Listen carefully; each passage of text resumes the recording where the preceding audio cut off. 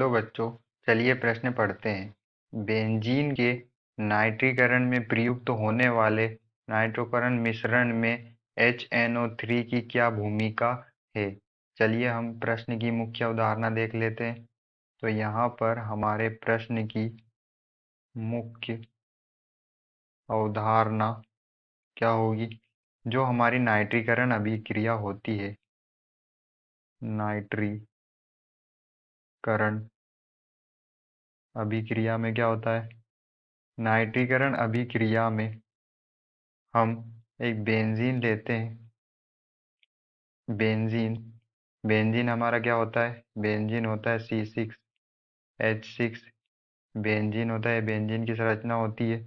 इसकी अभिक्रिया जब हम सांद्र HNO3 नाइट्रिक अम्ल होता है हमारा HNO3, सांद्र HNO3 plus सांद्र H2SO4 sulphuric अम्ल होता है।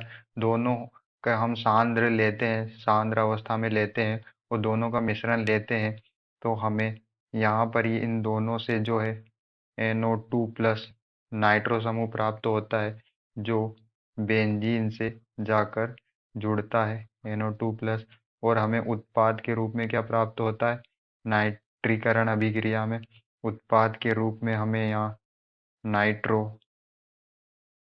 नाइट्रोबेंजीन प्राप्त होता है। उत्पाद के रूप में हमें क्या मिलता है, नाइट्रोबेंजीन मिलता है। तो हमें यहाँ पर जो सांद्र HNO3 होता है हमारा, इस अभिक्रिया में जो भाग लेता है, उसकी क्या भूमिका होती है वो देखनी है।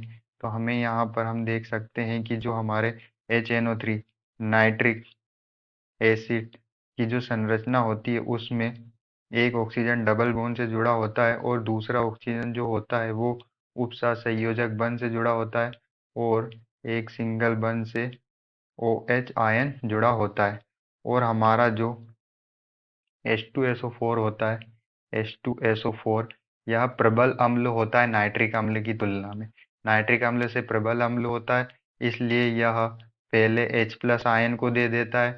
और यहाँ जो हमारा नाइट्रिक एसिड है, नाइट्रिक एसिड का OH आयन है, ये H प्लस के साथ सहयोग कर कर H प्लस के साथ सहयोग कर कर H2O बनाकर बाहर हो जाता है। H2O बनाकर बाहर हो जाता है। अब हमारे पास जो यहाँ पर NO2 प्लस बचता है, NO2 प्लस बचता है। तो यहाँ पर हमें नाइट्रिक एसिड से NO2 प्लस क्या होता है, प्राप्त होता है। जो हमारी नाइट्रीकरण अभिक्रिया में जो बेंजीन होती है, बेंजीन के ऊपर जुड़ता है NO2 प्लस।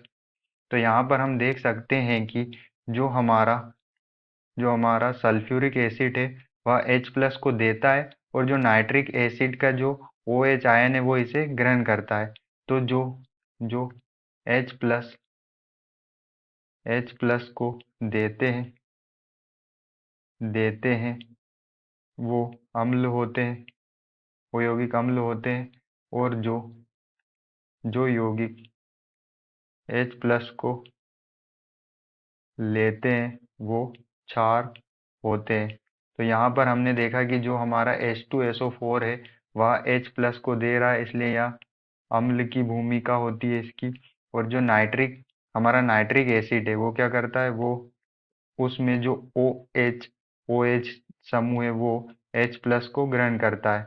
इसलिए यहाँ पर जो हमारा नाइट्रिक एसिड है उसकी भूमिका कैसी होगी, क्षार की होगी। तो यहाँ पर अभिक्रिया में जो हमारा नाइट्रिक एसिड होता है नाइट्रीकरण अभिक्रिया में, उसकी भूमिका कैसी होती है, उसकी भूमिका क्षार के समान होती है। आशा करते हैं आपको समझ में आया होगा। धन्यवाद।